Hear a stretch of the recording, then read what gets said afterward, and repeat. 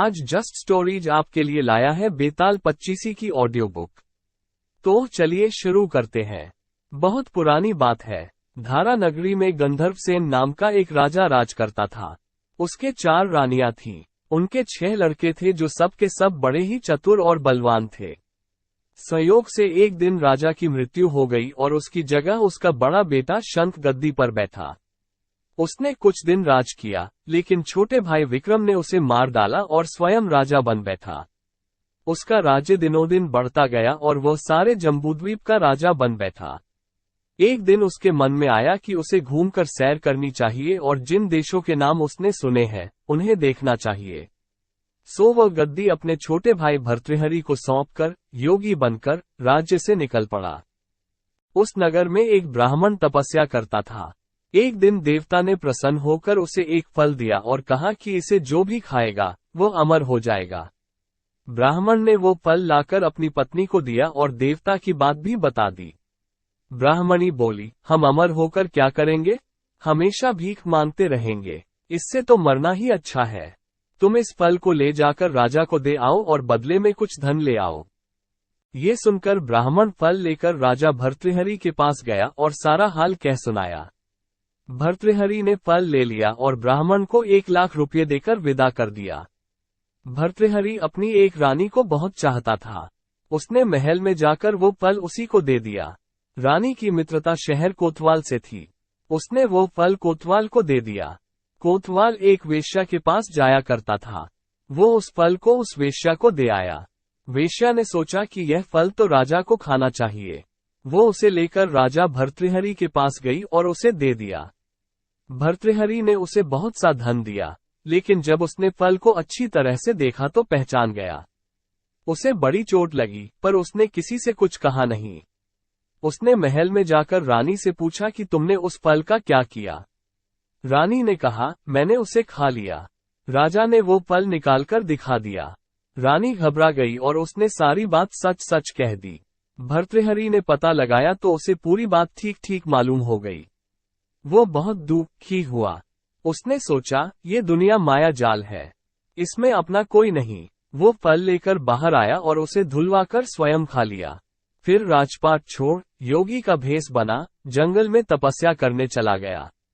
भर्तृहरि के जंगल में चले जाने से विक्रम की गद्दी सूनी हो गई। जब राजा इंद्र को ये समाचार मिला तो उन्होंने एक देव को धारा नगरी की रखवाली के लिए भेज दिया। वो रात दिन वहीं रहने लगा। भर्तृहरि के राजपाट छोड़कर वन में चले जाने की बात विक्रम को मालूम हुई तो वह लौटकर अपने देश में आया। आधी रात का समय था। जब वह नगर में घुसने लगा तो देव ने उसे रोका। राजा ने कहा, मैं विक्रम हूँ, यह मेरा राज है, तुम रोकने वाले कौन होते हो? देव बोला, मुझे राजा इंद्र ने इस नगर की चौकसी के लिए भेजा है। तुम सच्चे राजा विक्रम हो तो आओ, पहले मुझसे लड़ो। दोनों में लड़ाई हुई। राजा ने जरा सी देर में देव को पछाड़ दिया। तब देव बोला, हे राजन, तुमने मुझे हरा दिया, मैं तुम्हें जीवन दान देता हूँ। इसके बाद देव ने कहा, राजन, एक नगर में और एक ही नक्षत्र में तुम 3 आदमी पैदा हुए थे। तुमने राजा के घर में जन्म लिया, दूसरे ने तेली के और तीसरे ने कुम्हार के। तुम यहाँ का राज करते हो। तेली पाताल का राज करता था। कुम्हार ने योग साधकर तेली को मारकर शमशान में पिशाच बना सिरस के पेड़ से लटका दिया है। अब वो तुम्हें मारने की फिराक में है, उससे सावधान रहना। इतना कहकर देव चला गया और राजा महल में आ गया। राजा को वापस आया देख सबको बड़ी खुशी हुई। नगर में आनंद मनाया गया। राजा फिर राज करने लगा। एक दिन की बात है, शांतिशील नाम का एक योगी राजा के पास दरबार में आया और उसे एक फल देकर चला गया। राजा को आशंका हुई कि देव ने जिस आदमी के बारे में बताया था, कहीं यह वही तो नहीं है। ये सोचकर उसने फल नहीं खाया, भंडारी को दे दिया। योगी आता और राजा को एक फल दे जाता। संयोग से एक दिन राजा अपना अस्तबल देखने गया था। योगी वहीं पहुंचा और फल राजा के हाथ में दे दिया। राजा ने उसे उछाला तो वह हाथ से छूटकर धरती पर गिर पड़ा। उसी समय एक बंदर ने झपटकर उसे उठा लिया और तोड़ डाला। उसमें से एक लाल निकला, जिसकी चमक से सबकी आंखें चौंधिया गईं। राजा को बड़ा अचरज हुआ। उसने योगी से पूछा, आप ये लाल मुझे रोज क्यों दे जाते हैं? योगी ने जवाब दिया, महाराज, राजा, गुरु, ज्योतिषी, वैद्य और बेटी, इनके घर कभी खाली हाथ नहीं जाना चाहिए।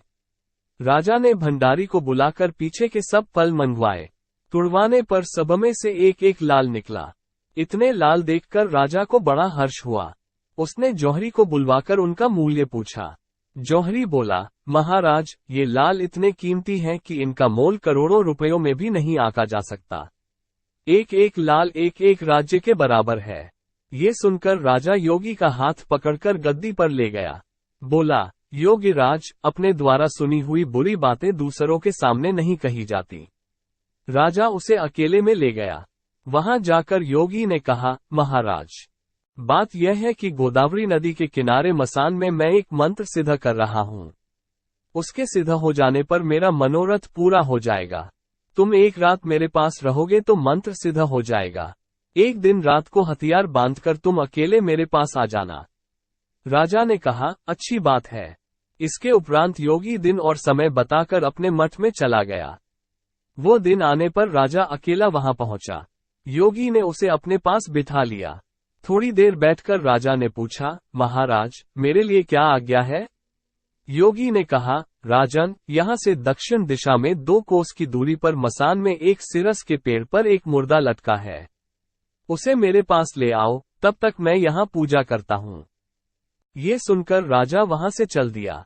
बड़ी भयंकर रात थी। चारों ओर अंधेरा फैला था। पानी बरस रहा था। भूत प्रेत शोर मचा रहे थे। सांप आकर पैरों में लिपटते थे। लेकिन राजा हिम्मत से आगे बढ़ता गया। जब वो मसान में पहुंचा तो देखता क्या है कि शेर दहाड़ रहे हैं, हाथी चिंघाड़ रहे हैं, भूत प्रेत आदमियों को मार रहे हैं। राजा बेधड़क चलता गया और सिरस के पेड़ के पास पहुंच गया। पेड़ जड़ से फुनगी तक आग से दहक रहा था। राजा ने सोचा, हो न हो, यह वही योगी है जिसकी बात देव ने बताई थी। पेड़ पर रस्सी से बंधा एक मुर्दा लटक रहा था। राजा पेड़ पर चढ़ गया और तलवार से रस्सी काट दी। मुर्दा नीचे गिर पड़ा और दहाड़ मार मार कर रोने लगा। राजा ने नीचे आकर पूछा, तू कौन है? राजा का इतना कहना था कि वह मुर्दा खिलखिलकर हंस पड़ा। राजा को बड़ा अचरज हुआ। तभी वह मुर्दा फिर पेड़ पर जा लटका। राजा फिर चढ़कर ऊपर गया और रस्सी काट मुर्दे को बगल में दबा नीचे आया। बोला, बता, तू कौन है? मुर्दा चुप रहा। तब राजा ने उसे एक चादर में बांधा और योगी के पास ले चला। रास्ते में वह मुर्दा बोला, मैं बेताल हूँ। तू कौन है और मुझे कहाँ ले जा रहा है? राजा ने कहा, मेरा नाम विक्रम है। मैं धारा नगरी का राजा हूँ। मैं तुझे योगी के पास ले जा रहा हूँ। बेताल बोला, मैं एक शर्त पर चलूंगा। अगर तू रास्ते में बोलेगा तो मैं लौटकर पेड़ पर जा लटकूंगा। राजा ने उसकी बात मान ली। फिर बेताल बोला, पंडित, चतुर और ज्ञानी, इनके दिन अच्छी अच्छी बातों में बीतते हैं, जबकि मूर्खों के दिन कलह और नींद में। अच्छा होगा कि हमारी राह भली बातों की चर्चा में बीत जाए। मैं तुझे एक कहानी सुनाता हूँ। ले सुन। कहानी 1। काशी में प्रताप मुकुट नाम का राजा राज्य करता था। उसके वज्रमुकुट नाम का एक बेटा था। एक दिन राजकुमार दीवान के लड़के को साथ लेकर शिकार खेलने जंगल गया। घूमते घूमते उन्हें एक तालाब मिला। उसके पानी में कमल खिले थे और हंस किलोल कर रहे थे। किनारों पर घने पेड़ थे, जिन पर पक्षी चहचहा रहे थे। दोनों मित्र वहां रुक गए और तालाब के पानी में हाथ मुंह धोकर ऊपर महादेव के मंदिर पर गए। घोड़ों को उन्होंने मंदिर के बाहर बांध दिया। वे मंदिर में दर्शन करके बाहर आए तो देखते क्या है कि तालाब के किनारे राजकुमारी अपनी सहेलियों के साथ स्नान करने आई है। दीवान का लड़का तो वहीं एक पेड़ के नीचे बैठा रहा, पर राजकुमार से न रहा गया। वह आगे बढ़ गया। राजकुमारी ने उसकी ओर देखा तो वह उस पर मोहित हो गया। राजकुमारी भी उसकी तरफ देखती रही। फिर उसने किया क्या कि जूड़े में से कमल का फूल निकाला, कान से लगाया, दांत से कुतरा, पैर के नीचे दबाया और फिर छाती से लगा, अपनी सखियों के साथ चली गई। उसके जाने पर राजकुमार निराश होकर अपने मित्र के पास आया और सब हाल सुनाकर बोला, मैं इस राजकुमारी के बिना नहीं रह सकता। पर मुझे न तो उसका नाम मालूम है, न ठिकाना। वो कैसे मिलेगी? दीवान के लड़के ने कहा, राजकुमार, आप इतना घबराएं नहीं। वो सब कुछ बता गई है। राजकुमार ने पूछा, कैसे? वो बोला। उसने कमल का फूल सिर से उतारकर कानों से लगाया तो उसने बताया कि मैं कर्नाटक की रहने वाली हूँ। दांत से कुतरा तो उसका मतलब था कि मैं दंतबाट राजा की बेटी हूँ। पांव से दबाने का अर्थ था कि मेरा नाम पद्मावती है और छाती से लगाकर उसने बताया कि तुम मेरे दिल में बस गए हो। इतना सुनना था कि राजकुमार खुशी से फूल उठा। राजकुमार बोला, अब मुझे कर्नाटक देश में ले चलो। दोनों मित्र वहां से चल दिए। घूमते फिरते, सैर करते, दोनों कई दिन बाद वहां पहुंचे। राजा के महल के पास गए तो एक बुढ़िया अपने द्वार पर बैठी चरखा काटती मिली। उसके पास जाकर दोनों घोड़ों से उतर पड़े और बोले, माई, हम सौदागर हैं। हमारा सामान पीछे आ रहा है। हमें रहने को थोड़ी जगह दे दो। उनकी शक्ल सूरत देखकर और बात सुनकर बुढ़िया के मन में ममता उमड़ आई। बोली, बेटा, तुम्हारा घर है। जब तक जी में आए, रहो। दोनों वहीं ठहर गए। दीवान के बेटे ने उससे पूछा, माई, तुम क्या करती हो? तुम्हारे घर में कौन कौन है? तुम्हारी गुजर कैसे होती है?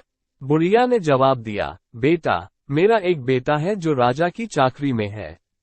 मैं राजा की बेटी पद्मावती की धाय थी। बूढ़ी हो जाने से अब घर में रहती हूँ। राजा खाने पीने को दे देता है। दिन में एक बार राजकुमारी को देखने महल में जाती हूँ। राजकुमार ने बुढ़िया को कुछ धन दिया और कहा, माए, कल तुम वहां जाओ तो राजकुमारी से कह देना कि जेठ सुदी पंचमी को तुम्हें तालाब पर जो राजकुमार मिला था वो आ गया है। अगले दिन जब बुढ़िया राजमहल गई तो उसने राजकुमार का संदेशा उसे दे दिया। सुनते ही राजकुमारी ने गुस्सा होकर हाथों में चंदन लगाकर उसके गाल पर तमाचा मारा और कहा, मेरे घर से निकल जा। बुढ़िया ने घर आकर सब हाल राजकुमार को कह सुनाया। राजकुमार हक्का बक्का रह गया। तब उसके मित्र ने कहा, राजकुमार, आप घबराए नहीं, उसकी बातों को समझें। उसने 10 उंगलियां सफेद चंदन में मारी। इससे उसका मतलब ये है कि अभी 10 रोज चांदनी के हैं। उनके बीतने पर मैं अंधेरी रात में मिलूंगी। 10 दिन के बाद बुढ़िया ने फिर राजकुमारी को खबर दी तो इस बार उसने केसर के रंग में 3 उंगलियां डुबोकर उसके मुंह पर मारी और कहा, भाग यहां से। बुढ़िया ने आकर सारी बात सुना दी। राजकुमार शोक से व्याकुल हो गया। दीवान के लड़के ने समझाया, इसमें हैरान होने की क्या बात है? उसने कहा है कि मुझे मासिक धर्म हो रहा है। 3 दिन और ठहरो। 3 दिन बीतने पर बुढ़िया फिर वहां पहुंची। इस बार राजकुमारी ने उसे फटकार कर पश्चिम की खिड़की से बाहर निकाल दिया। उसने आकर राजकुमार को बता दिया। सुनकर दीवान का लड़का बोला, मित्र, उसने आज रात को तुम्हें उस खिड़की की राह बुलाया है। मारे खुशी के राजकुमार उछल पड़ा। समय आने पर उसने बुढ़िया की पोशाक पहनी, इत्र लगाया, हथियार बांधे। दोपहर रात बीतने पर वह महल में जा पहुंचा और खिड़की में से होकर अंदर पहुंच गया। राजकुमारी वहां तैयार खड़ी थी। वो उसे भीतर ले गई। अंदर के हाल देखकर राजकुमार की आंखें खुल गईं। एक से एक बढ़कर चीजें थीं। रात भर राजकुमार राजकुमारी के साथ रहा। जैसे ही दिन निकलने को आया कि राजकुमारी ने राजकुमार को छिपा दिया और रात होने पर फिर बाहर निकाल लिया। इस तरह कई दिन बीत गए। अचानक एक दिन राजकुमार को अपने मित्र की याद आई। उसे चिंता हुई कि पता नहीं उसका क्या हुआ होगा। उदास देखकर राजकुमारी ने कारण पूछा तो उसने बता दिया। राजकुमार बोला, वो मेरा बड़ा प्यारा दोस्त है, बड़ा चतुर है। उसकी होशियारी से ही तो तुम मुझे मिल पाए हो। राजकुमारी ने कहा, मैं उसके लिए बढ़िया बढ़िया भोजन बनवाती हूँ। तुम उसे खिलाकर तसल्ली देकर लौट आना। खाना साथ में लेकर राजकुमार अपने मित्र के पास पहुंचा। वे महीने भर से मिले नहीं थे। राजकुमार ने मिलने पर सारा हाल सुनाकर कहा कि राजकुमारी को मैंने तुम्हारी चतुराई की सारी बातें बता दी हैं, तभी तो उसने ये भोजन बनाकर भेजा है। दीवान का लड़का सोच में पड़ गया।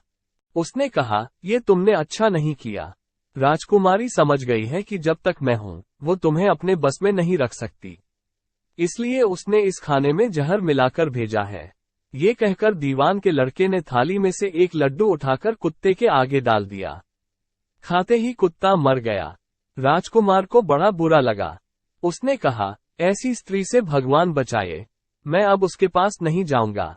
दीवान का बेटा बोला, नहीं, अब ऐसा उपाय करना चाहिए जिससे हम उसे घर ले चलें। आज रात को तुम वहां जाओ। जब राजकुमारी सो जाए तो उसकी बाईं जांघ पर त्रिशूल का निशान बनाकर उसके गहने लेकर चले आना। राजकुमार ने ऐसा ही किया। उसके आने पर दीवान का बेटा उसे साथ ले योगी का भेष बना, मरघट में जा बैठा और राजकुमार से कहा कि तुम ये गहने लेकर बाजार में बेच आओ। कोई पकड़े तो कह देना कि मेरे गुरु के पास चलो और उसे यहाँ ले आना। राजकुमार गहने लेकर शहर गया और महल के पास एक सुनार को उन्हें दिखाया। देखते ही सुनार ने उन्हें पहचान लिया और कोतवाल के पास ले गया। कोतवाल ने पूछा तो उसने कह दिया कि ये मेरे गुरु ने मुझे दिए हैं। गुरु को भी पकड़वा लिया गया। सब राजा के सामने पहुंचे। राजा ने पूछा, योगी महाराज, ये गहने आपको कहां से मिले? योगी बने दीवान के बेटे ने कहा, महाराज, मैं मसान में काली 14 को डाकिनी मंत्र सिद्ध कर रहा था कि डाकिनी आई। मैंने उसके गहने उतार लिए और उसकी बाईं जांघ में त्रिशूल का निशान बना दिया। इतना सुनकर राजा महल में गया और उसने रानी से कहा कि पद्मावती की बाईं जांघ पर देखो कि त्रिशूल का निशान तो नहीं है। रानी ने देखा तो था। राजा को बड़ा दुख हुआ। बाहर आकर वह योगी को एक ओर ले जाकर बोला, महाराज, धर्मशास्त्र में खोटी स्त्रियों के लिए क्या दंड है? योगी ने जवाब दिया, राजन, ब्राह्मण, गौ, स्त्री, लड़का और अपने आश्रय में रहने वाले से कोई खोटा काम हो जाए तो उसे देश निकाला दे देना चाहिए। ये सुनकर राजा ने पद्मावती को डोली में बिठाकर जंगल में छुड़वा दिया। राजकुमार और दीवान का बेटा तो ताक में बैठे ही थे। राजकुमारी को अकेली पाकर साथ ले अपने नगर में लौट आए और आनंद से रहने लगे। इतनी बात सुनाकर बेताल बोला, राजन, ये बताओ कि पाप किसको लगा है? राजा ने कहा, पाप तो राजा को लगा। दीवान के बेटे ने अपने स्वामी का काम किया। कोतवाल ने राजा का कहना माना और राजकुमार ने अपना मनोरथ सिद्ध किया। राजा ने पाप किया, जो बिना विचारे उसे देश निकाला दे दिया। राजा का इतना कहना था कि बेताल फिर उसी पेड़ पर जा लटका। राजा वापस गया और बेताल को लेकर चल दिया। बेताल बोला, राजन, सुनो, एक कहानी और सुनाता हूँ। कहानी 2। यमुना के किनारे धर्मस्थान नामक एक नगर था। उस नगर में गणाधिप नाम का राजा राज करता था। उसी नगर में केशव नाम का एक ब्राह्मण भी रहता था। ब्राह्मण यमुना के तट पर जप तप किया करता था। उसके एक लड़की थी जिसका नाम मालती था। वह बड़ी रूपवती थी। जब वह ब्याह के योग्य हुई तो उसके माता, पिता और भाई को चिंता हुई। संयोग से एक दिन जब ब्राह्मण अपने किसी यजमान की बारात में गया था और भाई पढ़ने गया था, तभी उनके घर में एक ब्राह्मण का लड़का आया। लड़की की मां ने उसके रूप और गुणों को देखकर उससे कहा कि मैं तुमसे अपनी लड़की का ब्याह करूंगी। होनहार की बात की उधर ब्राह्मण पिता को भी एक दूसरा लड़का मिल गया और उसने उस लड़के को भी यही वचन दे दिया। उधर ब्राह्मण का लड़का जहां पढ़ने गया था, वहां वो एक लड़के से यही वादा कर आया। कुछ समय बाद बाप बेटे घर में इकट्ठे हुए तो देखते क्या है कि वहां एक तीसरा लड़का और मौजूद है। 2 उनके साथ आए थे। अब क्या हो? ब्राह्मण, उसका लड़का और ब्राह्मणी बड़े सोच में पड़े। दैव योग से हुआ क्या कि लड़की को सांप ने काट लिया और वो मर गई। उसके बाप, भाई और तीनों लड़कों ने बड़ी भाग दौड़ की, जहर झाड़ने वालों को बुलाया, पर कोई नतीजा न निकला। सब अपनी अपनी करके चले गए। दुखी होकर वे उस लड़की को शमशान में ले गए और क्रियाकर्म कराए। तीनों लड़कों में से एक ने तो उसकी हड्डियां चुन ली और फकीर बनकर जंगल में चला गया। दूसरे ने राख की गठरी बांधी और वहीं झोपड़ी डालकर रहने लगा।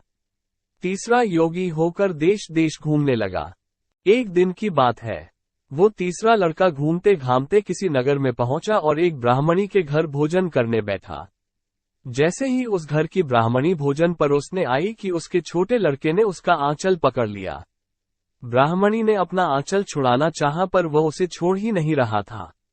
ब्राह्मणी को बड़ा गुस्सा आया। उसने अपने लड़के को झिड़का, मारा पीटा, फिर भी वह न माना तो ब्राह्मणी ने उसे उठाकर जलते चूल्हे में पटक दिया। लड़का जलकर राख हो गया। ब्राह्मण बिना भोजन किए ही उठ खड़ा हुआ। घरवालों ने बहुतेरा कहा, पर वो भोजन करने के लिए राजी न हुआ। उसने कहा, जिस घर में ऐसी राक्षसी हो, उस घर में मैं भोजन नहीं कर सकता। इतना सुनकर लड़की का पिता भीतर गया और संजीवनी विद्या की पोथी लाकर एक मंत्र पढ़ा। जलकर राख हो चुका लड़का फिर से जीवित हो गया। ये देखकर ब्राह्मण सोचने लगा कि अगर यह पोथी मेरे हाथ पड़ जाए तो मैं भी उस लड़की को फिर से जिंदा कर सकता हूँ। इसके बाद उसने भोजन किया और वहीं ठहर गया। जब रात को सब खा पीकर सो गए तो वह ब्राह्मण चुपचाप वो पोथी लेकर चल दिया। जिस स्थान पर उस लड़की को जलाया गया था, वहां जाकर उसने देखा कि दूसरे लड़के वहां बैठे बातें कर रहे हैं। इस ब्राह्मण के ये कहने पर कि उसे संजीवनी विद्या की पोथी मिल गई है और वह मंत्र पढ़कर लड़की को जिंदा कर सकता है, उन दोनों ने हड्डियां और राख निकाली। ब्राह्मण ने जैसे ही मंत्र पढ़ा, वो लड़की जी उठी। अब तीनों उसके पीछे आपस में झगड़ने लगे। इतना कहकर बेताल बोला, राजा, बताओ कि वो लड़की किसकी स्त्री होनी चाहिए? राजा ने जवाब दिया, जो वहां कुटिया बनाकर रहा, उसकी। बेताल ने पूछा, क्यों? राजा बोला, जिसने हड्डियां रखी, वो तो उसके बेटे के बराबर हुआ। जिसने विद्या सीखकर जीवन दान दिया, वो बाप के बराबर हुआ। जो राख लेकर रमा रहा, वही उसका हकदार है। राजा का ये जवाब सुनकर बेताल फिर पेड़ पर जा लटका। राजा को फिर लौटना पड़ा और जब वह उसे लेकर चला तो बेताल ने तीसरी कहानी सुनाई। कहानी 3। वर्धमान नगर में रूपसेन नाम का राजा राज करता था। एक दिन उसके यहाँ वीरवर नाम का एक राजपूत नौकरी के लिए आया। राजा ने उससे पूछा कि उसे खर्च के लिए क्या चाहिए, तो उसने जवाब दिया, 1000 तोले सोना। सुनकर सबको बड़ा आश्चर्य हुआ। राजा ने पूछा, तुम्हारे साथ कौन कौन है? उसने जवाब दिया, मेरी स्त्री, बेटा और बेटी। राजा को और भी अचंभा हुआ। आखिर 4 जने इतने धन का क्या करेंगे? फिर भी उसने उसकी बात मान ली। उस दिन से वीरवर रोज 1000 तोले सोना भंडारी से लेकर अपने घर आता। उसमें से आधा ब्राह्मणों में बांट देता, बाकी के 2 हिस्से कर एक मेहमानों, वैरागियों और सन्यासियों को देता और दूसरे से भोजन बनवाकर पहले गरीबों को खिलाता, उसके बाद जो बचता उसे स्त्री बच्चों को खिलाता, आप खाता। काम था, शाम होते ही ढाल तलवार लेकर राजा के पलंग की चौकीदारी करना। राजा को जब कभी रात को जरूरत होती, वो हाजिर रहता। एक आधी रात के समय राजा को मरघट की ओर से किसी के रोने की आवाज आई। उसने वीरवर को पुकारा तो वह आ गया। राजा ने कहा, जाओ, पता लगाकर आओ कि इतनी रात गए ये कौन रो रहा है और क्यों रो रहा है। वीरवर तत्काल वहां से चल दिया। मरघट में जाकर देखता क्या है कि सिर से पांव तक एक स्त्री गहनों से लदी कभी नाचती है, कभी कूदती है और कभी सिर पीट पीट कर रोती है, लेकिन उसकी आंखों से एक बूंद आंसू की नहीं निकलती। वीरवर ने पूछा, तुम कौन हो? क्यों रोती हो? उसने कहा, मैं राजलक्ष्मी हूँ। रोती इसलिए हूँ कि राजा विक्रम के घर में खोटे काम होते हैं, इसलिए वहां दरिद्रता का डेरा पड़ने वाला है। मैं वहां से चली जाऊंगी और राजा दुखी होकर 1 महीने में मर जाएगा। सुनकर वीरवर ने पूछा, इससे बचने का कोई उपाय है? स्त्री बोली, हाँ है। यहाँ से पूरब में 1 योजन पर एक देवी का मंदिर है। अगर तुम उस देवी पर अपने बेटे का शीश चढ़ा दो तो विपदा टल सकती है। फिर राजा 100 बरस तक बेखट के राज करेगा। वीरवर घर आया और अपनी स्त्री को जगाकर सब हाल कहा। स्त्री ने बेटे को जगाया, बेटी भी जाग पड़ी। जब बालक ने बात सुनी तो वो खुश होकर बोला, आप मेरा शीश काटकर जरूर चढ़ा दें। एक तो आपकी आज्ञा, दूसरे स्वामी का काम, तीसरे ये देह देवता पर चढ़े, इससे बढ़कर बात और क्या होगी। आप जल्दी करें। वीरवर ने अपनी स्त्री से कहा, अब तुम बताओ। स्त्री बोली, स्त्री का धर्म पति की सेवा करने में है। निदान 4 जने देवी के मंदिर में पहुंचे। वीरवर ने हाथ जोड़कर कहा, हे देवी, मैं अपने बेटे की बलि देता हूँ। मेरे राजा की 100 बरस की उम्र हो। इतना कहकर उसने इतने जोर से खाना मारा कि लड़के का शीश धड़ से अलग हो गया। भाई का ये हाल देखकर बहन ने भी खांडे से अपना सिर अलग कर डाला। बेटा बेटी चले गए तो दुखी माँ ने भी उन्हीं का रास्ता पकड़ा और अपनी गर्दन काट दी। वीरवर ने सोचा कि घर में कोई नहीं रहा तो मैं ही जीकर क्या करूंगा। उसने भी अपना सिर काट डाला। राजा को जब यह मालूम हुआ तो वो वहां आया। उसे बड़ा दुख हुआ कि उसके लिए 4 प्राणियों की जान चली गई। वो सोचने लगा कि ऐसा राज करने को धिक्कार है। ये सोच उसने तलवार उठा ली और जैसे ही अपना सिर काटने को हुआ कि देवी ने प्रकट होकर उसका हाथ पकड़ लिया। देवी बोली, राजन, मैं तेरे साहस से प्रसन्न हूँ। तू जो वर मांगेगा सो दूंगी। राजा ने कहा, देवी, तुम प्रसन्न हो तो इन 4 को जिंदा कर दो। देवी ने अमृत छिड़ककर उन 4 को फिर से जिंदा कर दिया। इतना कहकर बेताल बोला, राजा बताओ सबसे ज्यादा पुण्य किसका हुआ? राजा बोला, राजा का। बेताल ने पूछा, क्यों? राजा ने कहा, इसलिए कि स्वामी के लिए चाकर का प्राण देना धर्म है, लेकिन चाकर के लिए राजा का राजपाट को छोड़ जान को तिनके के समान समझकर देने को तैयार हो जाना बहुत बड़ी बात है। ये सुन बेताल गायब हो गया और पेड़ पर जा लटका। बेचारा राजा दौड़ा दौड़ा वहां पहुंचा और उसे फिर पकड़कर लाया तो बेताल ने चौथी कहानी कही। कहानी 4। भोगवती नाम की एक नगरी थी। उसमें राजा रूपसेन राज करता था। उसके पास चिंतामणि नाम का एक तोता था। एक दिन राजा ने उससे पूछा, हमारा ब्याह किसके साथ होगा? तोते ने कहा, मगध देश के राजा की बेटी चंद्रावती के साथ होगा। राजा ने ज्योतिषी को बुलाकर पूछा तो उसने भी यही कहा। उधर मगध देश की राजकन्या के पास एक मैना थी। उसका नाम था मदन मंजरी। एक दिन राजकन्या ने उससे पूछा कि मेरा विवाह किसके साथ होगा तो उसने कह दिया, भोगवती नगर के राजा रूपसेन के साथ। इसके बाद दोनों का विवाह हो गया। रानी के साथ उसकी मैना भी आ गई। राजा रानी ने तोता मैना का ब्याह करके उन्हें एक पिंजरे में रख दिया। एक दिन की बात है कि तोता मैना में बहस हो गई। मैना ने कहा, आदमी बड़ा पापी, दगाबाज और अधर्मी होता है। तोते ने कहा, स्त्री झूठी, लालची और हत्यारी होती है। दोनों का झगड़ा बढ़ गया तो राजा ने कहा, क्या बात है, तुम आपस में लड़ते क्यों हो? मैना ने कहा, महाराज, मर्द बड़े बुरे होते हैं। इसके बाद मैना ने एक कहानी सुनाई। इलापुर नगर में महाधन नाम का एक सेठ रहता था। विवाह के बहुत दिनों के बाद उसके घर एक लड़का पैदा हुआ। सेठ ने उसका बड़ी अच्छी तरह से लालन पालन किया, पर लड़का बड़ा होकर जुआ खेलने लगा। इस बीच सेठ मर गया। लड़के ने अपना सारा धन जुए में खो दिया। जब पास में कुछ न बचा तो वह नगर छोड़कर चंद्रपुरी नामक नगरी में जा पहुंचा। वहां हेमगुप्त नाम का साहूकार रहता था। उसके पास जाकर उसने अपने पिता का परिचय दिया और कहा कि मैं जहाज लेकर सौदागरी करने गया था। माल बेचा, धन कमाया, लेकिन लौटते में समुद्र में ऐसा तूफान आया कि जहाज डूब गया और मैं जैसे तैसे बचकर यहाँ आ गया। उस सेठ के एक लड़की थी रत्नावती। सेठ को बड़ी खुशी हुई कि घर बैठे इतना अच्छा लड़का मिल गया। उसने उस लड़के को अपने घर में रख लिया और कुछ दिन बाद अपनी लड़की से उसका ब्याह कर दिया। दोनों वहीं रहने लगे। अंत में एक दिन वहां से विदा हुए। सेठ ने बहुत सा धन दिया और एक दासी को उनके साथ भेज दिया। रास्ते में एक जंगल पड़ता था। वहां आकर लड़के ने स्त्री से कहा, यहाँ बहुत डर है, तुम अपने गहने उतारकर मेरी कमर में बांध दो। लड़की ने ऐसा ही किया। इसके बाद लड़के ने कहारों को धन देकर डोले को वापस करा दिया और दासी को मारकर कुएं में डाल दिया। फिर स्त्री को भी कुएं में पटककर आगे बढ़ गया। स्त्री रोने लगी। एक मुसाफिर उधर से जा रहा था।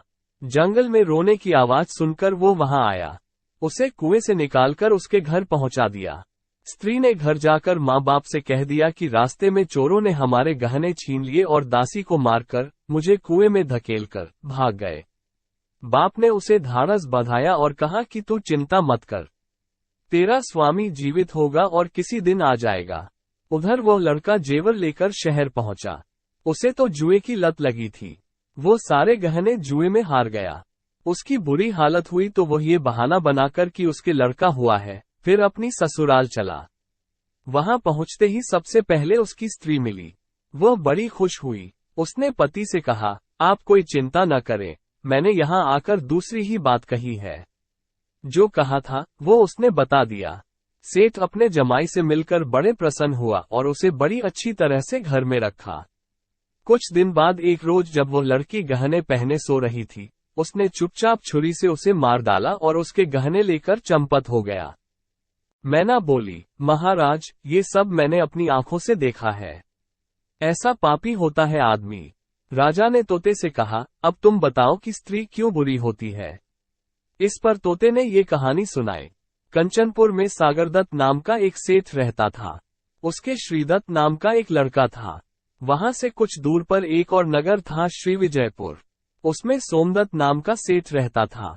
उसके एक लड़की थी, वो श्रीदत्त को ब्याही थी। ब्याह के बाद श्रीदत्त व्यापार करने परदेश चला गया।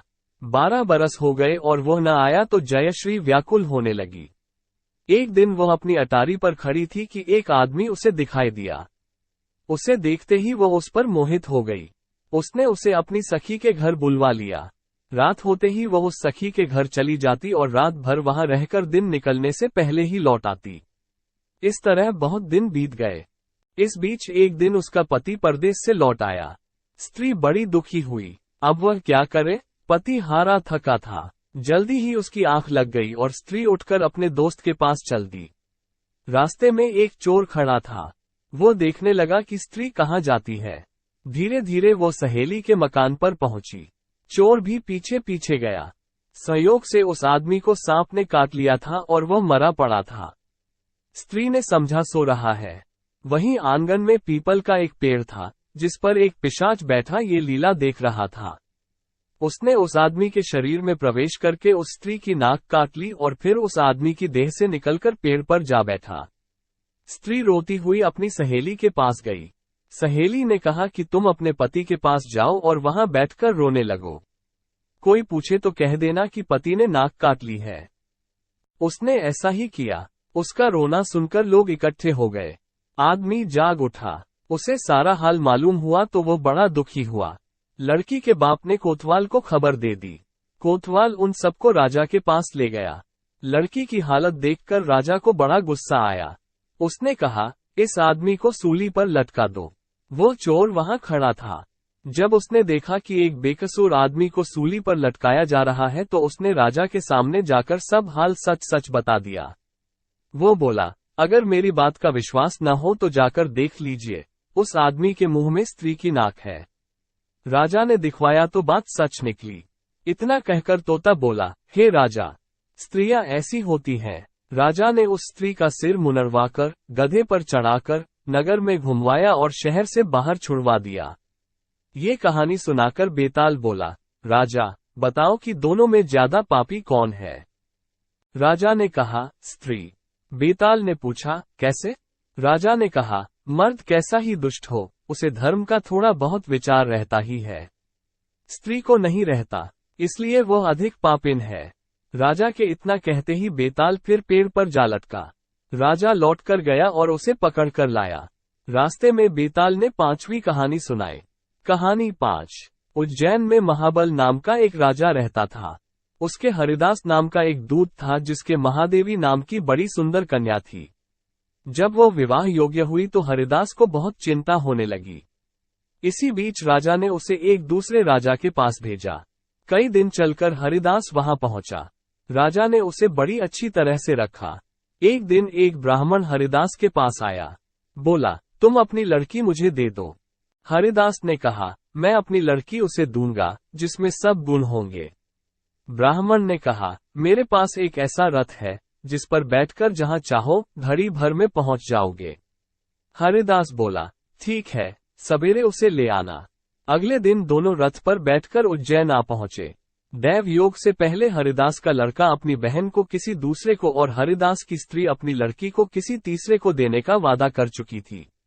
इस तरह 3 वर इकट्ठे हो गए। हरिदास सोचने लगा कि कन्या एक है, वो 3 है, क्या करे? इसी बीच एक राक्षस आया और कन्या को उठाकर विंध्याचल पहाड़ पर ले गया। तीनों वरों में एक ज्ञानी था। हरिदास ने उससे पूछा तो उसने बता दिया कि एक राक्षस लड़की को उड़ा ले गया है और वह विंध्याचल पहाड़ पर है। दूसरे ने कहा, मेरे रथ पर बैठकर चलो, जरा सी देर में वहां पहुंच जाएंगे। तीसरा बोला, मैं शब्दवेदी तीर चलाना जानता हूँ, राक्षस को मार गिराऊंगा। वे सब रथ पर चढ़कर विंध्याचल पहुंचे और राक्षस को मारकर लड़की को बचा लाए। इतना कहकर बेताल बोला, हे राजन, बताओ वो लड़की उन तीनों में से किसको मिलनी चाहिए? राजा ने कहा, जिसने राक्षस को मारा उसको मिलनी चाहिए, क्योंकि असली वीरता तो उसी ने दिखाए। बाकी 2 ने तो मदद की। राजा का इतना कहना था कि बेताल फिर पेड़ पर जा लटका और राजा फिर उसे लेकर आया तो रास्ते में बेताल ने 6ठी कहानी सुनाई। कहानी 6। धर्मपुर नाम की एक नगरी थी। उसमें धर्मशील नाम का राजा राज करता था। उसके अंधक नाम का दीवान था। एक दिन दीवान ने कहा, महाराज, एक मंदिर बनवाकर देवी को बिठाकर पूजा की जाए तो बड़ा पुण्य मिलेगा। राजा ने ऐसा ही किया। एक दिन देवी ने प्रसन्न होकर उससे वर मांगने को कहा। राजा के कोई संतान नहीं थी। उसने देवी से पुत्र मांगा। देवी बोली, अच्छी बात है, तुझे बड़ा प्रतापी पुत्र प्राप्त होगा। कुछ दिन बाद राजा को एक लड़का हुआ। सारे नगर में बड़ी खुशी मनाई गई। एक दिन एक धोबी अपने मित्र के साथ उस नगर में आया। उसकी निगाह देवी के मंदिर पर पड़ी। उसने देवी को प्रणाम करने का इरादा किया। उसी समय उसे एक धोबी की लड़की दिखाई दी, जो बड़ी सुंदर थी। उसे देखकर वह इतना पागल हो गया कि उसने मंदिर में जाकर देवी से प्रार्थना की, हे देवी, ये लड़की मुझे मिल जाए। अगर मिल गई तो मैं अपना सिर तुझ पर चढ़ा दूंगा। इसके बाद वह हर घड़ी बेचैन रहने लगा। उसके मित्र ने उसके पिता से सारा हाल कहा। अपने बेटे की यह हालत देखकर वो लड़की के पिता के पास गया और उसके अनुरोध करने पर दोनों का विवाह हो गया। विवाह के कुछ दिन बाद लड़की के पिता के यहाँ उत्सव हुआ। इसमें शामिल होने के लिए न्योता आया। मित्र को साथ लेकर दोनों चले। रास्ते में उसी देवी का मंदिर पड़ा तो लड़के को अपना वादा याद आ गया। उसने मित्र और स्त्री को थोड़ी देर रुकने को कहा और स्वयं जाकर देवी को प्रणाम करके इतने जोर से तलवार मारी कि उसका सिर धड़ से अलग हो गया। देर हो जाने पर जब उसका मित्र मंदिर के अंदर गया तो देखता क्या है कि उसके मित्र का सिर धड़ से अलग पड़ा है। उसने सोचा कि ये दुनिया बड़ी बुरी है। कोई यह तो समझेगा नहीं कि इसने अपने आप शीश चढ़ाया है। सब यही कहेंगे कि इसकी सुंदर स्त्री को हड़पने के लिए मैंने इसकी गर्दन काट दी। इससे कहीं मर जाना अच्छा है। ये सोच उसने तलवार लेकर अपनी गर्दन उड़ा दी। उधर बाहर खड़ी खड़ी स्त्री हैरान हो गई तो वो मंदिर के भीतर गई। देखकर चकित रह गई। सोचने लगी कि दुनिया कहेगी ये बुरी औरत होगी, इसलिए दोनों को मार आई। इस बदनामी से तो मर जाना अच्छा है। ये सोच उसने तलवार उठाई और जैसे ही गर्दन पर मारना चाहा कि देवी ने प्रकट होकर उसका हाथ पकड़ लिया और कहा, मैं तुझ पर प्रसन्न हूँ, जो चाहो सो मांगो। स्त्री बोली, हे देवी, इन दोनों को जिंदा कर दो। देवी ने कहा, अच्छा, तुम दोनों के सिर मिलाकर रख दो। घबराहट में स्त्री ने सिर जोड़े तो गलती से एक का सिर दूसरे के धड़ पर लग गया। देवी ने दोनों को जिंदा दिया। अब वे दोनों आपस में झगड़ने लगे। एक कहता था कि यह स्त्री मेरी है, दूसरा कहता मेरी। बेताल बोला, हे राजन, बताओ कि यह स्त्री किसकी हो। राजा ने कहा, नदियों में गंगा उत्तम है, पर्वतों में सुमेरु, वृक्षों में कल्पवृक्ष और अनवों में सिर।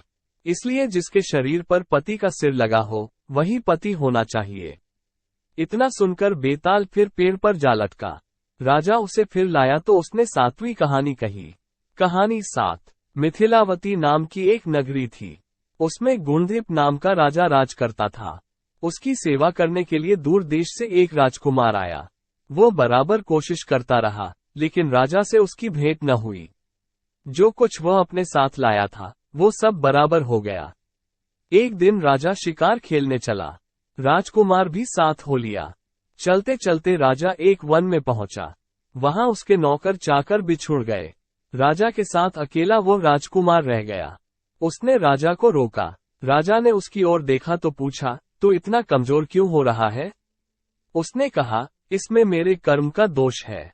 मैं जिस राजा के पास रहता हूँ वो हजारों को पालता है, पर उसकी निगाह मेरी ओर नहीं जाती।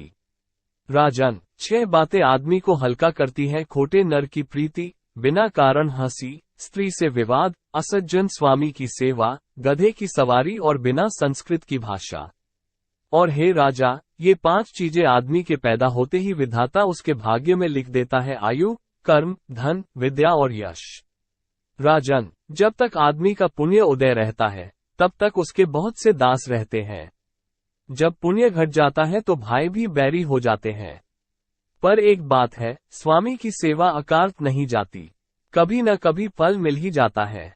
ये सुन राजा के मन पर उसका बड़ा असर हुआ। कुछ समय घूमने घामने के बाद वे नगर में लौट आए। राजा ने उसे अपनी नौकरी में रख लिया। उसे बढ़िया बढ़िया कपड़े और गहने दिए। एक दिन राजकुमार किसी काम से कहीं गया। रास्ते में उसे देवी का मंदिर मिला। उसने अंदर जाकर देवी की पूजा की। जब वो बाहर निकला तो देखता क्या है, उसके पीछे एक सुंदर स्त्री चली आ रही है। राजकुमार उसे देखते ही उसकी ओर आकर्षित हो गया। स्त्री ने कहा, पहले तुम कुंड में स्नान कराओ, फिर जो कहोगे सो करूंगी। इतना सुनकर राजकुमार कपड़े उतारकर जैसे ही कुंड में घुसा और गोता लगाया कि अपने नगर में पहुंच गया। उसने जाकर राजा को सारा हाल कह सुनाया। राजा ने कहा, यह अचरज मुझे भी दिखाओ। दोनों घोड़ों पर सवार होकर देवी के मंदिर पर आए। अंदर जाकर दर्शन किए और जैसे ही बाहर निकले कि वो स्त्री प्रकट हो गई। राजा को देखते ही बोली, महाराज, मैं आपके रूप पर मुग्ध हूँ। आप जो कहेंगे वही करूंगी। राजा ने कहा, ऐसी बात है तो तू मेरे इस सेवक से विवाह कर ले। स्त्री बोली, यह नहीं हो सकता, मैं तो तुम्हें चाहती हूँ। राजा ने कहा, सज्जन लोग जो कहते हैं उसे निभाते हैं। तुम अपने वचन का पालन करो। इसके बाद राजा ने उसका विवाह अपने सेवक से करा दिया। इतना कहकर बेताल बोला, हे राजन, ये बताओ कि राजा और सेवक दोनों में से किसका काम बड़ा हुआ? राजा ने कहा, नौकर का। बेताल ने पूछा, सो कैसे? राजा बोला, उपकार करना राजा का तो धर्म ही था, इसलिए उसके उपकार करने में कोई खास बात नहीं हुई। लेकिन जिसका धर्म नहीं था उसने उपकार किया तो उसका काम बढ़कर हुआ।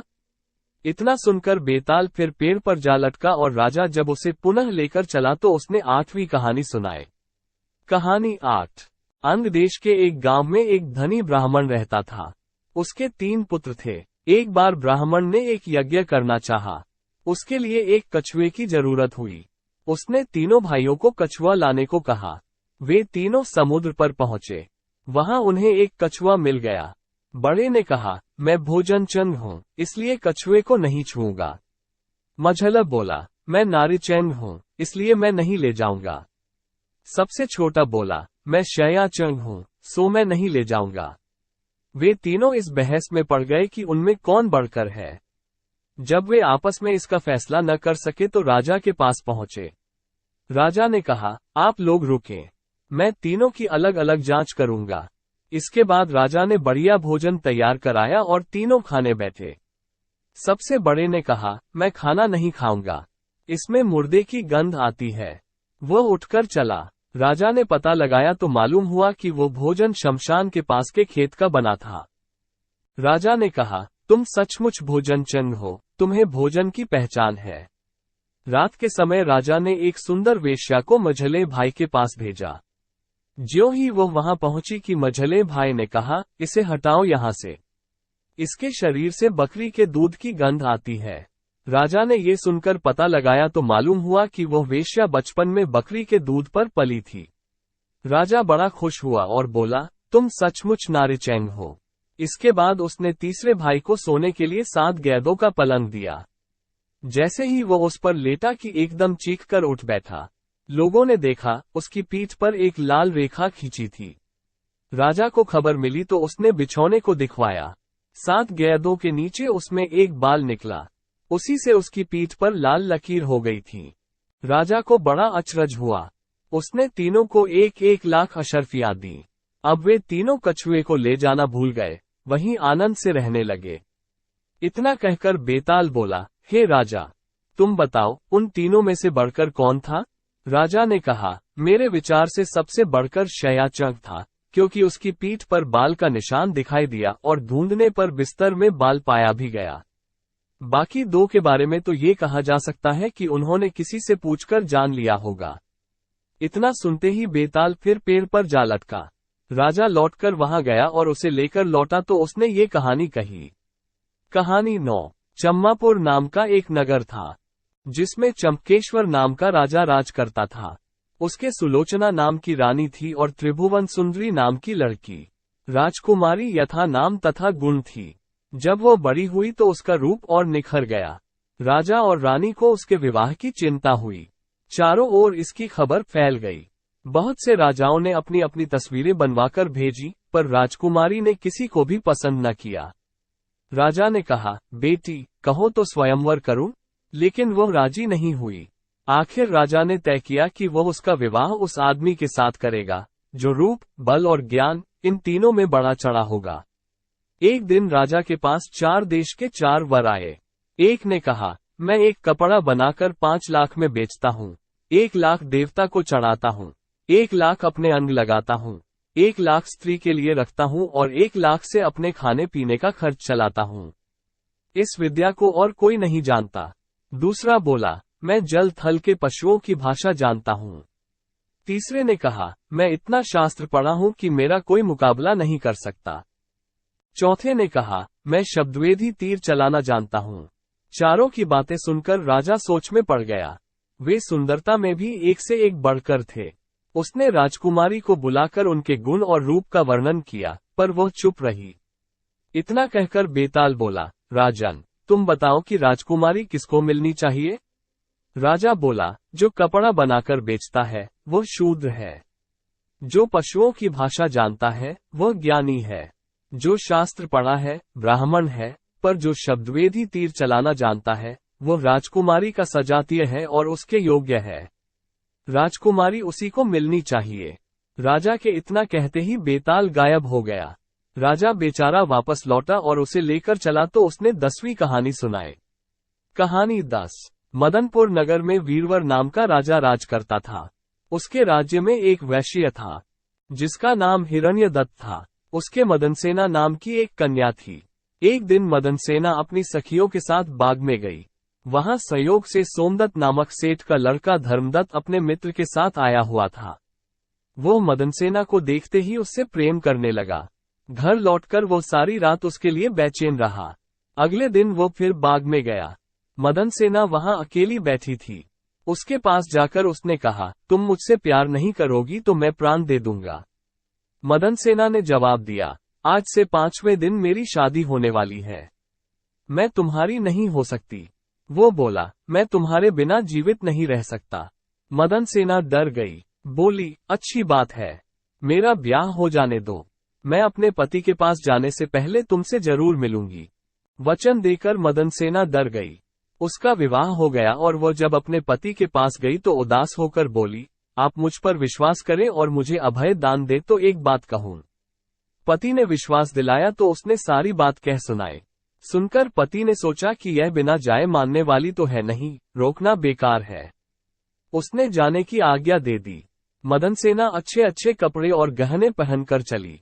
रास्ते में उसे एक चोर मिला। उसने उसका आंचल पकड़ लिया।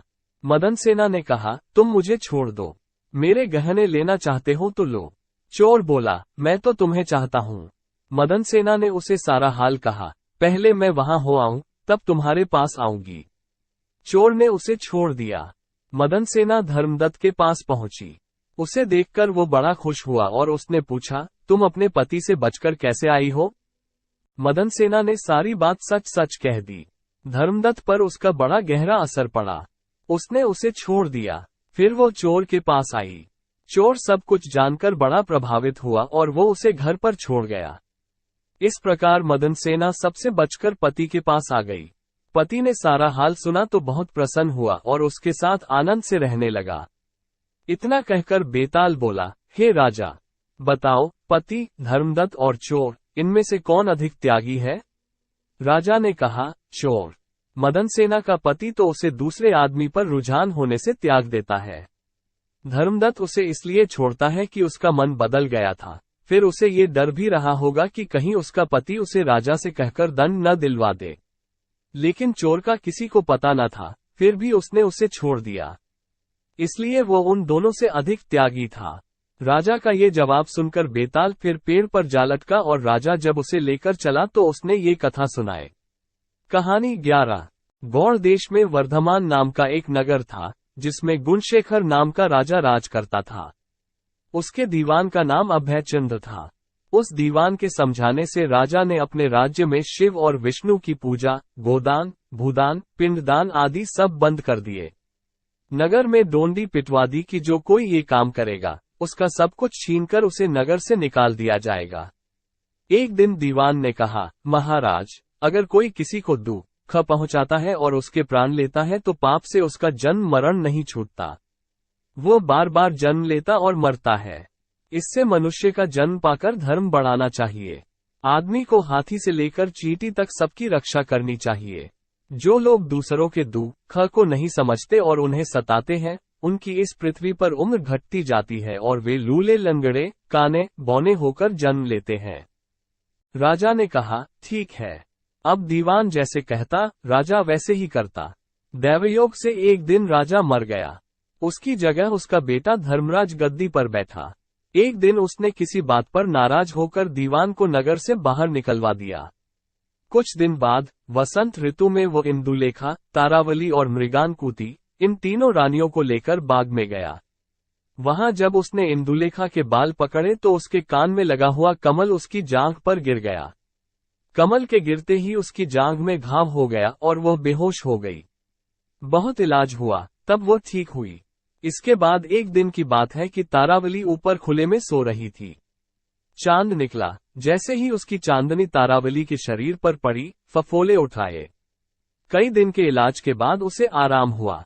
इसके बाद एक दिन किसी के घर में मूसलों से धान कूटने की आवाज हुई।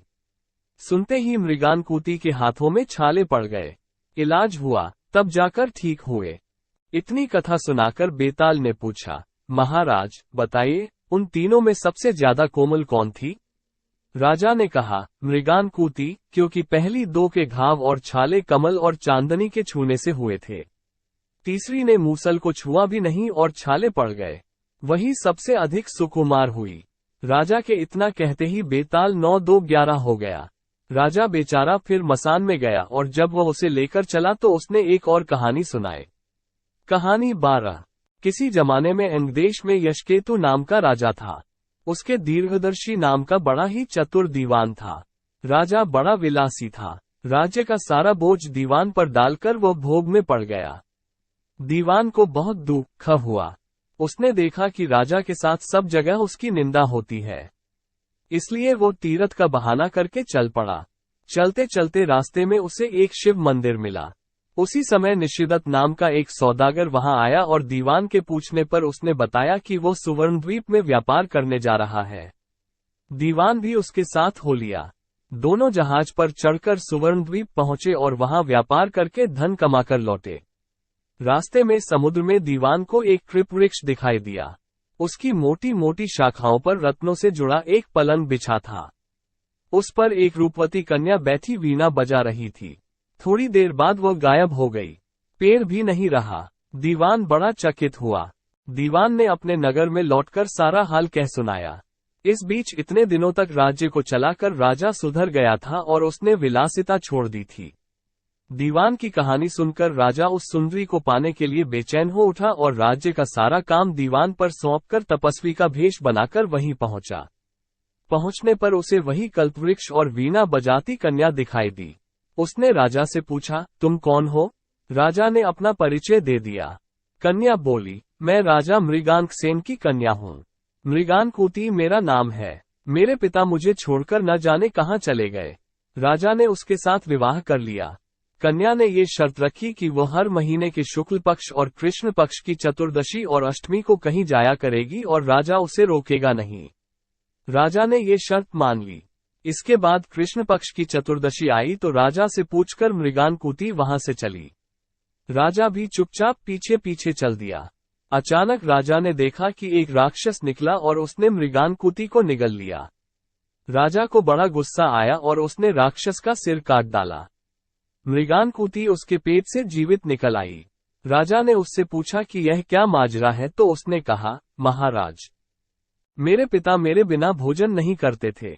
मैं अष्टमी और चतुर्दशी के दिन शिव पूजा यहाँ करने आती थी। एक दिन पूजा में मुझे बहुत देर हो गई। पिता को भूखा रहना पड़ा। देर से जब मैं घर लौटी तो उन्होंने गुस्से में मुझे शाप दे दिया कि अष्टमी और चतुर्दशी के दिन जब मैं पूजन के लिए आया करूंगी तो एक राक्षस मुझे निगल जाया करेगा और मैं उसका पेट चीरकर निकला करूंगी। जब मैंने उनसे शाप छुड़ाने के लिए बहुत अनुनय की तो वह बोले, जब अंगदेश का राजा तेरा पति बनेगा और तुझे राक्षस से निगले जाते देखेगा तो वह राक्षस को मार देगा। तब तेरे शाप का अंत होगा। इसके बाद राजा उसे लेकर नगर में आया। दीवान ने ये देखा तो उसका हृदय फट गया और वह मर गया। इतना कहकर बेताल ने पूछा, हे राजन, ये बताओ कि स्वामी की इतनी खुशी के समय दीवान का हृदय क्यों फट गया? राजा ने कहा, इसलिए कि उसने सोचा कि राजा फिर स्त्री के चक्कर में पड़ गया और राज्य की दुर्दशा होगी। राजा का इतना कहना था कि बेताल फिर पेड़ पर जा लटका। राजा ने वहां जाकर फिर उसे साथ लिया तो रास्ते में बेताल ने ये कहानी सुनाई। कहानी 13। बनारस में देवस्वामी नाम का एक ब्राह्मण रहता था। उसके हरिदास नाम का पुत्र था। हरिदास की बड़ी सुंदर पत्नी थी, नाम था लावण्यवती। एक दिन वे महल के ऊपर छत पर सो रहे थे कि आधी रात के समय एक गंधर्व कुमार आकाश में घूमता हुआ उधर से निकला। वो लावण्यवती के रूप पर मुग्ध होकर उसे उड़ाकर ले गया। जागने पर हरिदास ने देखा कि उसकी स्त्री नहीं है तो उसे बड़ा दुख हुआ और वह मरने के लिए तैयार हो गया। लोगों के समझाने पर वह मान तो गया, लेकिन ये सोचकर कि तीर्थ करने से शायद पाप दूर हो जाए और स्त्री मिल जाए, वो घर से निकल पड़ा। चलते चलते वो किसी गांव में एक ब्राह्मण के घर पहुंचा। उसे भूखा देख ब्राह्मणी ने उसे कटोरा भरकर खीर दे दी और तालाब के किनारे बैठकर खाने को कहा। हरिदास खीर लेकर एक पेड़ के नीचे आया और कटोरा वहां रखकर तालाब में हाथ मुंह धोने गया। इसी बीच एक बाज किसी सांप को लेकर उसी पेड़ पर आ बैठा और जब वह उसे खाने लगा तो सांप के मुंह से जहर टपककर कटोरे में गिर गया। हरिदास को कुछ पता नहीं था, वो उस खीर को खा गया। जहर का असर होने पर वो तड़पने लगा और दौड़ा दौड़ा ब्राह्मणी के पास आकर बोला, तूने मुझे जहर दे दिया है। इतना कहने के बाद हरिदास मर गया। पति ने ये देखा तो ब्राह्मणी को ब्रह्मघातिनी कहकर घर से निकाल दिया। इतना कहकर बेताल बोला, राजन, बताओ कि सांप, बाज और ब्राह्मणी, इन तीनों में अपराधी कौन है? राजा ने कहा, कोई नहीं। सांप तो इसलिए नहीं क्योंकि वो शत्रु के वश में था। बाज इसलिए नहीं कि वो भूखा था, जो उसे मिल गया उसी को वह खाने लगा। ब्राह्मणी इसलिए नहीं कि उसने अपना धर्म समझकर उसे खीर दी थी और अच्छी दी थी। जो इन तीनों में से किसी को दोषी कहेगा, वह स्वयं दोषी होगा। इसलिए अपराधी ब्राह्मणी का पति था जिसने बिना विचारे ब्राह्मणी को घर से निकाल दिया।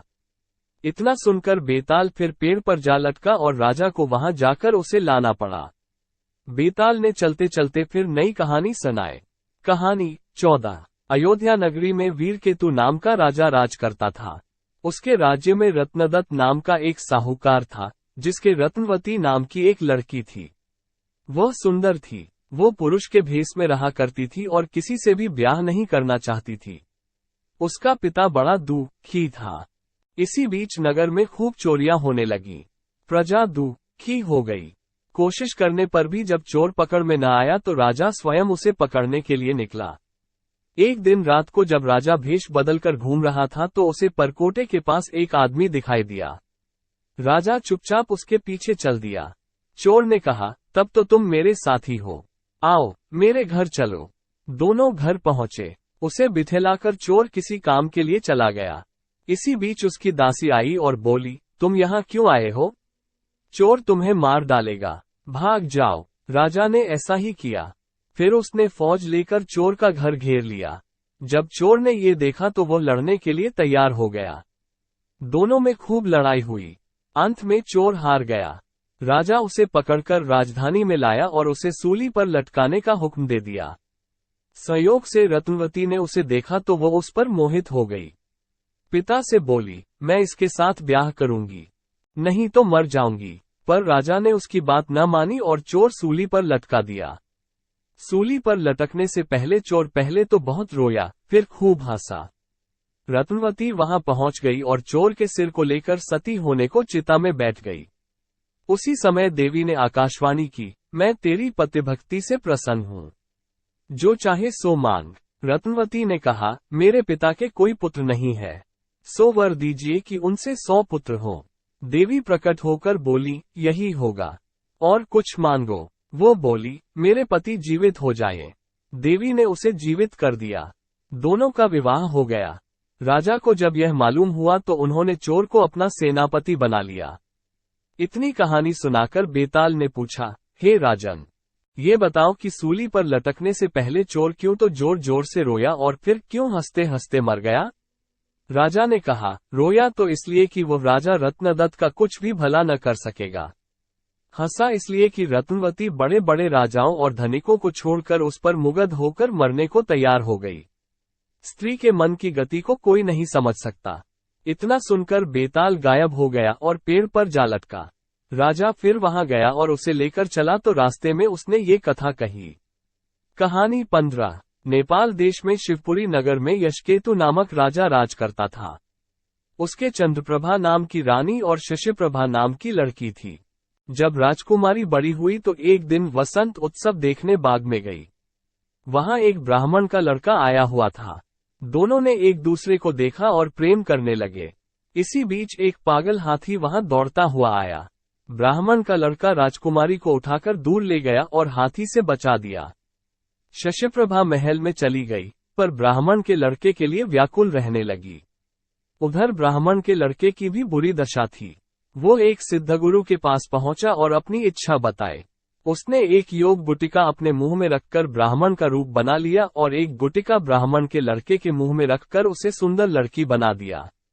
राजा के पास जाकर कहा, मेरा एक ही बेटा है, उसके लिए मैं इस लड़की को लाया था, पर लड़का न जाने कहाँ चला गया। आप इसे यहाँ रख ले, मैं लड़के को ढूंढने जाता हूँ, मिल जाने पर इसे ले जाऊंगा। सिद्धगुरु चला गया और लड़की के भेष में ब्राह्मण का लड़का राजकुमारी के पास रहने लगा। धीरे धीरे दोनों में बड़ा प्रेम हो गया। एक दिन राजकुमारी ने कहा, मेरा दिल बड़ा दुखी रहता है। एक ब्राह्मण के लड़के ने पागल हाथी से मेरे प्राण बचाए थे। मेरा मन उसी में रमा है। इतना सुनकर उसने गुटिका मुंह से निकाल ली और ब्राह्मण कुमार बन गया। राजकुमारी उसे देखकर बहुत प्रसन्न हुई। तब से वह रात को रोज गुटिका निकालकर लड़का बन जाता, दिन में लड़की बना रहता। दोनों ने चुपचाप विवाह कर लिया। कुछ दिन बाद राजा के साले की कन्या मृगांकदत्ता का विवाह दीवान के बेटे के साथ होना तय हुआ। राजकुमारी अपने कन्या रूपधारी ब्राह्मण कुमार के साथ वहां गई। संयोग से दीवान का पुत्र उस बनावटी कन्या पर रीझ गया। विवाह होने पर वह मृगांकदत्ता को घर तो ले गया, लेकिन उसका हृदय उस कन्या के लिए व्याकुल रहने लगा। उसकी ये दशा देखकर दीवान बहुत हैरान हुआ। उसने राजा को समाचार भेजा। राजा आया। उसके सामने सवाल था कि धरोहर के रूप में रखी हुई कन्या को वह कैसे दे दे। दूसरी ओर यह मुश्किल कि न दे तो दीवान का लड़का मर जाए। बहुत सोच विचार के बाद राजा ने दोनों का विवाह कर दिया। बनावटी कन्या ने ये शर्त रखी कि चूंकि वो दूसरे के लिए लाई गई थी, इसलिए उसका ये पति 6 महीने तक यात्रा करेगा, तब वह उससे बात करेगी। दीवान के लड़के ने ये शर्त मान ली। विवाह के बाद वह उसे मृगांकदत्ता के पास छोड़ तीर्थ यात्रा चला गया।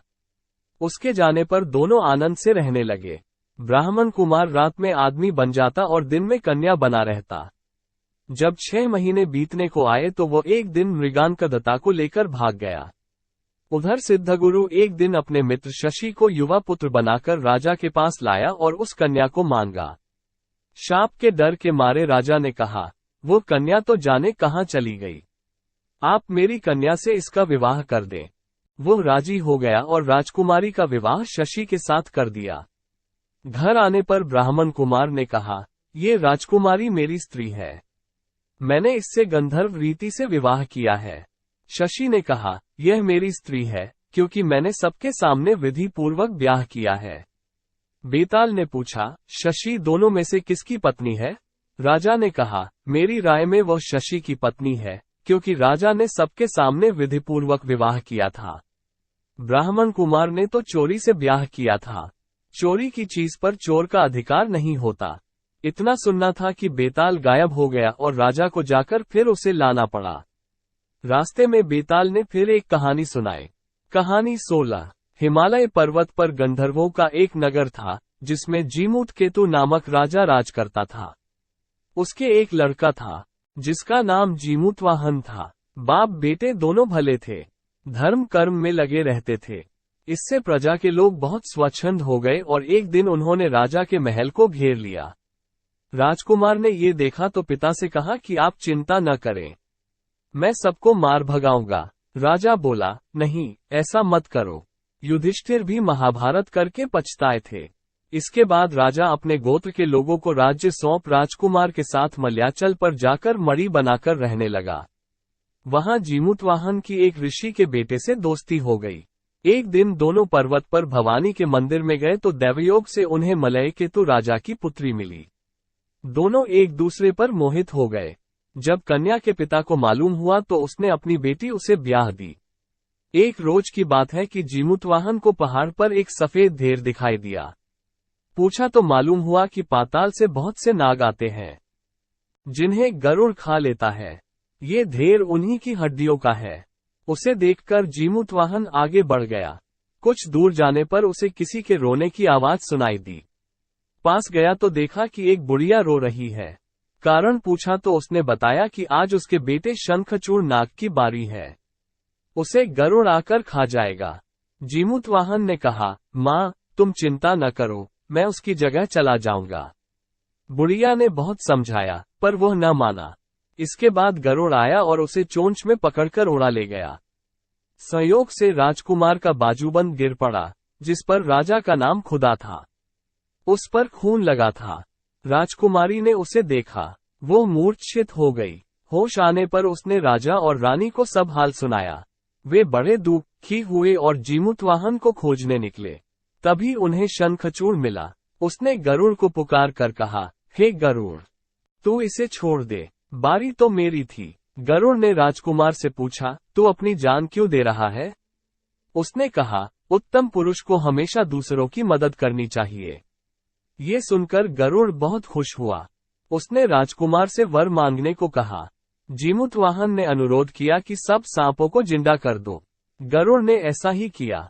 फिर उसने कहा, तुझे अपना राज्य भी मिल जाएगा। इसके बाद वे लोग अपने नगर को लौट आए। लोगों ने राजा को फिर गद्दी पर बिठा दिया।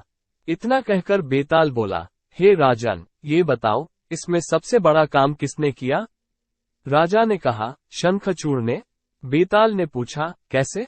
राजा बोला, जीमूतवाहन जाति का क्षत्रिय था, प्राण देने का उसे अभ्यास था, लेकिन बड़ा काम तो शंखचूड़ ने किया, जो अभ्यास न होते हुए भी जीमूतवाहन को बचाने के लिए अपनी जान देने को तैयार हो गया।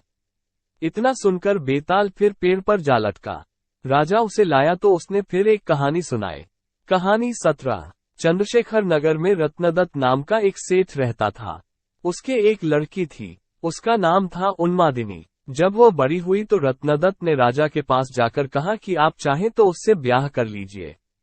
राजा ने 3 दासियों से लड़की को देख आने को कहा। उन्होंने उन्मादिनी को देखा तो उसके रूप पर मुग्ध हो गई, लेकिन उन्होंने ये सोचकर कि राजा उसके वश में हो जाएगा, आकर कह दिया कि वह तो कुलक्षणी है। राजा ने सेठ से इनकार कर दिया। इसके बाद सेठ ने राजा के सेनापति बलभद्र से उसका विवाह कर दिया। वे दोनों अच्छी तरह से रहने लगे। एक दिन राजा की सवारी उस रास्ते से निकली। उस समय उन्मादिनी अपने कोठे पर खड़ी थी। राजा की उस पर निगाह पड़ी तो वह उस पर मोहित हो गया। उसने पता लगाया, मालूम हुआ कि वो सेठ की लड़की है। राजा ने सोचा कि हो ना हो, जिन दासियों को मैंने देखने भेजा था, उन्होंने छल किया है। राजा ने उन्हें बुलाया तो उन्होंने आकर सारी बात सच सच कह दी। इतने में सेनापति वहां आ गया। उसे राजा की बेचैनी मालूम हुई। उसने कहा, स्वामी, उन्मादिनी को आप ले लीजिए। राजा ने गुस्सा होकर कहा, क्या मैं अधर्मी हूँ जो पराई स्त्री को ले लूं? राजा को इतनी व्याकुलता हुई कि वो कुछ दिन में मर गया। सेनापति ने अपने गुरु को सब हाल सुनाकर पूछा कि अब मैं क्या करूं? गुरु ने कहा, सेवक का धर्म है कि स्वामी के लिए जान दे दे। राजा की चिता तैयार हुई। सेनापति वहां गया और उसमें कूद पड़ा। जब उन्मादिनी को ये बात मालूम हुई तो वह पति के साथ जल जाना धर्म समझकर चिता के पास पहुंची और उसमें जाकर भस्म हो गई। इतना कहकर बेताल ने पूछा, राजन, बताओ, सेनापति और राजा में कौन अधिक साहसी था? राजा ने कहा, राजा अधिक साहसी था, क्योंकि उसने राजधर्म पर दृढ़ रहने के लिए उन्मादिनी को उसके पति के कहने पर भी स्वीकार नहीं किया और अपने प्राणों को त्याग दिया। सेनापति कुलीन सेवक था। अपने स्वामी की भलाई में उसका प्राण देना अचरज की बात नहीं। असली काम तो राजा ने किया कि प्राण छोड़कर भी राजधर्म नहीं छोड़ा। राजा का यह उत्तर सुनकर बेताल फिर पेड़ पर जा लटका। राजा उसे पुनः पकड़कर लाया और तब उसने ये कहानी सुनाई। कहानी 18। उज्जैन नगरी में महासेन नाम का राजा राज करता था। उसके राज्य में वासुदेव शर्मा नाम का एक ब्राह्मण रहता था, जिसके गुणाकर नाम का बेटा था। गुणाकर बड़ा जुआरी था। वो अपने पिता का सारा धन जुए में हार गया। ब्राह्मण ने उसे घर से निकाल दिया। वो दूसरे नगर में पहुंचा। वहां उसे एक योगी मिला। उसे हैरान देखकर उसने कारण पूछा तो उसने सब बता दिया। योगी ने कहा, लो, पहले कुछ खा लो। गुणाकर ने जवाब दिया, मैं ब्राह्मण का बेटा हूँ, आपकी भिक्षा कैसे खा सकता हूँ? इतना सुनकर योगी ने सिद्धि को याद किया। वह आई। योगी ने उससे आवभगत करने को कहा। सिद्धि ने एक सोने का महल बनवाया और गुणाकार उसमें रात को अच्छी तरह से रहा। सवेरे उठते ही उसने देखा कि महल आदि कुछ भी नहीं है। उसने योगी से कहा, महाराज, उस स्त्री के बिना अब मैं नहीं रह सकता। योगी ने कहा, वो तुम्हें एक विद्या प्राप्त करने से मिलेगी और वह विद्या जल के अंदर खड़े होकर मंत्र जपने से मिलेगी। लेकिन जब वो लड़की तुम्हें मेरी सिद्धि से मिल सकती है तो तुम विद्या प्राप्त करके क्या करोगे? गुणाकर ने कहा, नहीं, मैं स्वयं वैसा करूंगा। योगी बोला, कहीं ऐसा न हो कि तुम विद्या प्राप्त न कर पाओ और मेरी सिद्धि भी नष्ट हो जाए। पर गुणाकर न माना। योगी ने उसे नदी के किनारे ले जाकर मंत्र बता दिए और कहा कि जब तुम जप करते हुए माया से मोहित होगे तो मैं तुम पर अपनी विद्या का प्रयोग करूंगा। उस समय तुम अग्नि में प्रवेश कर जाना। गुणाकर जप करने लगा। जब वह माया से एकदम मोहित हो गया तो देखता क्या है कि वह किसी ब्राह्मण के बेटे के रूप में पैदा हुआ है। उसका ब्याह हो गया, उसके बाल बच्चे भी हो गए। वो अपने जन्म की बात भूल गया। तभी योगी ने अपनी विद्या का प्रयोग किया। गुणाकर माया रहित होकर अग्नि में प्रवेश करने को तैयार हुआ। उसी समय उसने देखा कि उसे मरता देख उसके माँ बाप और दूसरे लोग रो रहे हैं और उसे आग में जाने से रोक रहे हैं। गुणाकार ने सोचा कि मेरे मरने पर ये सब भी मर जाएंगे और पता नहीं कि योगी की बात सच हो या ना हो। इस तरह सोचता हुआ वो आग में घुसा तो आग ठंडी हो गई और माया भी शांत हो गई। गुणाकर चकित होकर योगी के पास आया और उसे सारा हाल बता दिया। योगी ने कहा, मालूम होता है कि तुम्हारे करने में कोई कसर रह गई। योगी ने स्वयं सिद्धि की याद की, पर वह नहीं आई। इस तरह योगी और गुणाकर दोनों की विद्या नष्ट हो गई। इतनी कथा कहकर बेताल ने पूछा, राजन, ये बताओ कि दोनों की विद्या क्यों नष्ट हो गई? राजा बोला, इसका जवाब साफ है। निर्मल और शुद्ध संकल्प करने से ही सिद्धि प्राप्त होती है। गुणाकर के दिल में शंका हुई कि पता नहीं योगी की बात सच होगी या नहीं। योगी की विद्या इसलिए नष्ट हुई कि उसने अपात्र को विद्या दी। राजा का उत्तर सुनकर बेताल फिर पेड़ पर जा लटका। राजा वहां गया और उसे लेकर चला तो उसने ये कहानी सुनाई। कहानी 19। वक्रोलक नामक नगर में सूर्यप्रभ नाम का राजा राज करता था। उसके कोई संतान न थी। उसी समय में एक दूसरी नगरी में धनपाल नाम का एक साहूकार रहता था। उसकी स्त्री का नाम हिरण्यवती था और उसके धनवती नाम की एक पुत्री थी। जब धनवती बड़ी हुई तो धनपाल मर गया और उसके नाते रिश्तेदारों ने उसका धन ले लिया। हिरण्यवती अपनी लड़की को लेकर रात के समय नगर छोड़कर चल दी। रास्ते में उसे एक चोर सूली पर लटकता हुआ मिला।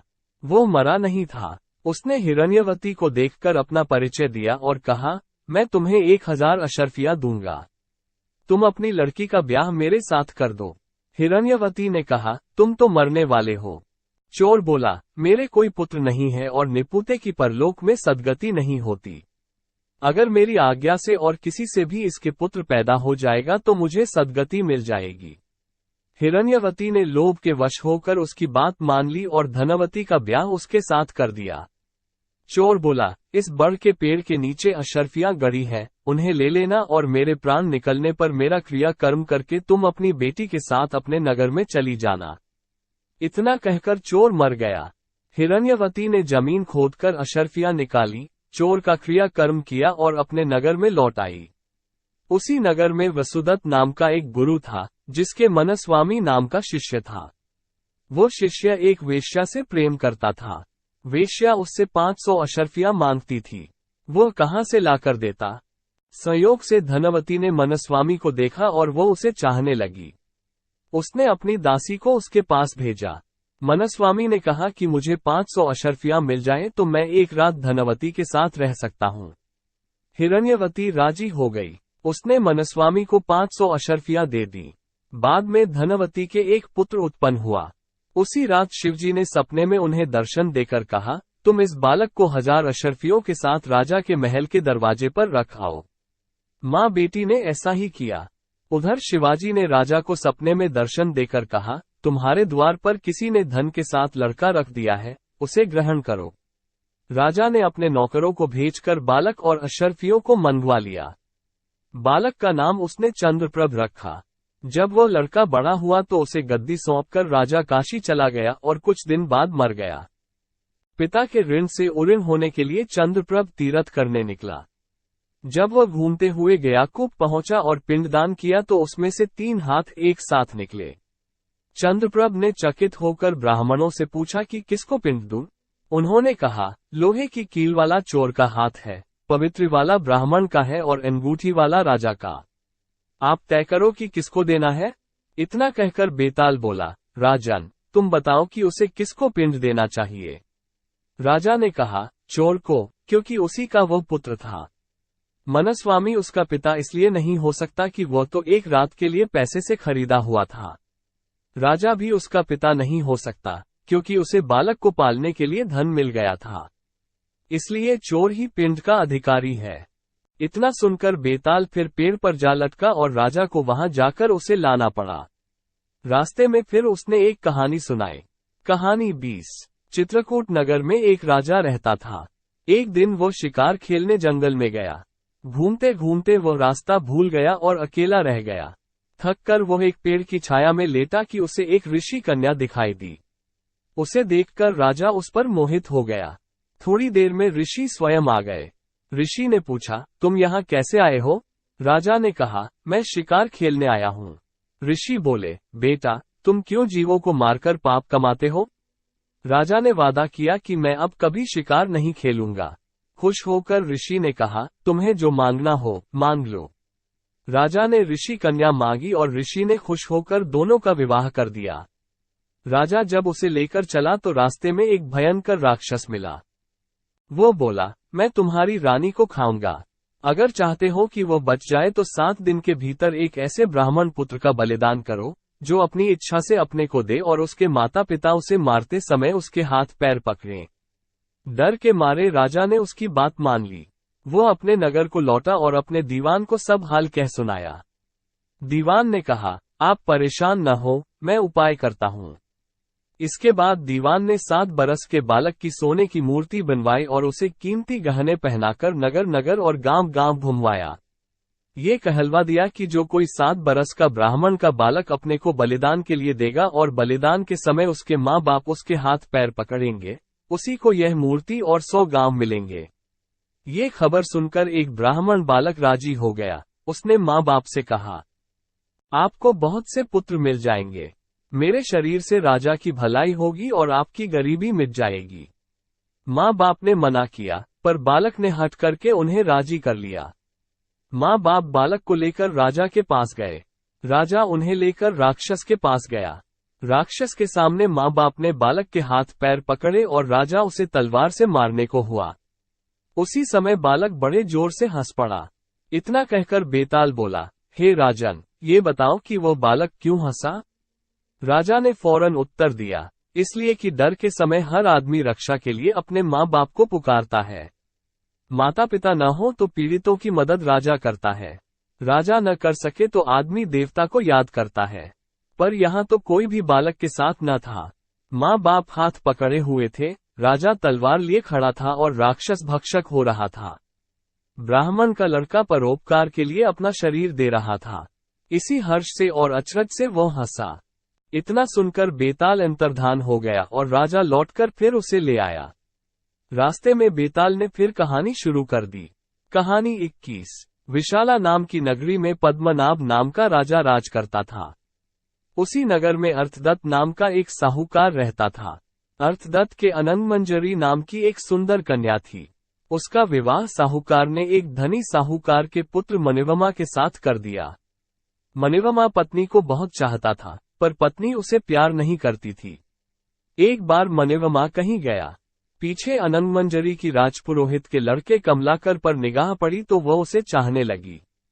पुरोहित का लड़का भी लड़की को चाहने लगा। अनंगमंजरी ने महल के बाग में जाकर चंडी देवी को प्रणाम कर कहा, यदि मुझे इस जन्म में कमलाकर पति के रूप में न मिले तो अगले जन्म में मिले। ये कहकर वो अशोक के पेड़ से दुपट्टे की फांसी बनाकर मरने को तैयार हो गई। तभी उसकी सखी आ गई और उसे यह वचन देकर ले गई कि कमलाकर से मिला देगी। दासी सवेरे कमलाकर के यहाँ गई और दोनों के बगीचे में मिलने का प्रबंध कराई। कमलाकर आया और उसने अनंगमंजरी को देखा। वो बेताब होकर मिलने के लिए दौड़ा। मारे खुशी के अनंगमंजरी के हृदय की गति रुक गई और वह मर गई। उसे मरा देखकर कमलाकर का भी दिल फट गया और वह भी मर गया। उसी समय मनोरमा आ गया और अपनी स्त्री को पराये आदमी के साथ मरा देखकर बड़ा दुखी हुआ।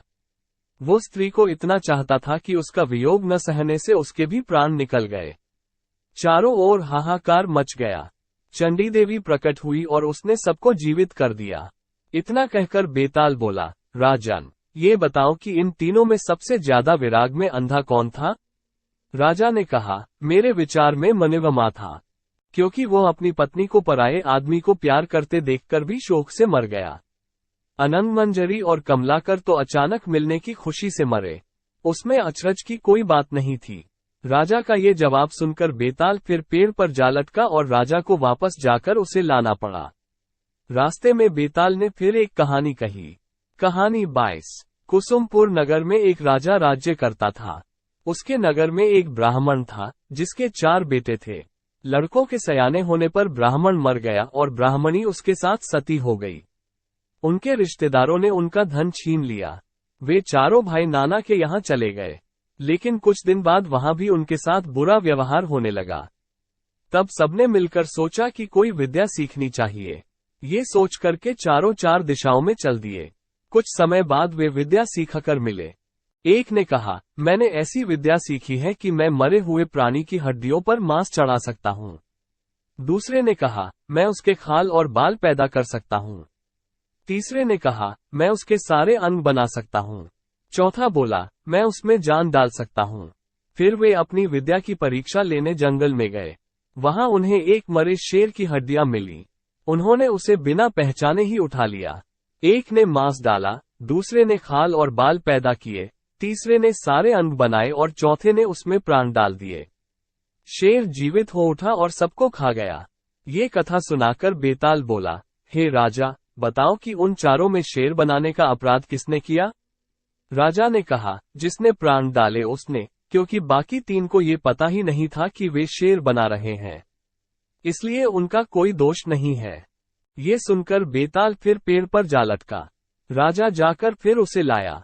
रास्ते में बेताल ने एक नई कहानी सुनाई। कहानी 23। कलिंग देश में शोभावती नाम का एक नगर है। उसमें राजा प्रद्युम्न राज करता था। उसी नगरी में एक ब्राह्मण रहता था जिसके देवसोमा नाम का बड़ा ही योग्य पुत्र था। जब देवसोमा 16 बरस का हुआ और सारी विद्याएं सीख चुका तो एक दिन दुर्भाग्य से वह मर गया। बूढ़े माँ बाप बड़े दुखी हुए। चारों ओर शोक छा गया। जब लोग उसे लेकर शमशान में पहुंचे तो रोने पीटने की आवाज सुनकर एक योगी अपनी कुटिया में से निकल कर आया।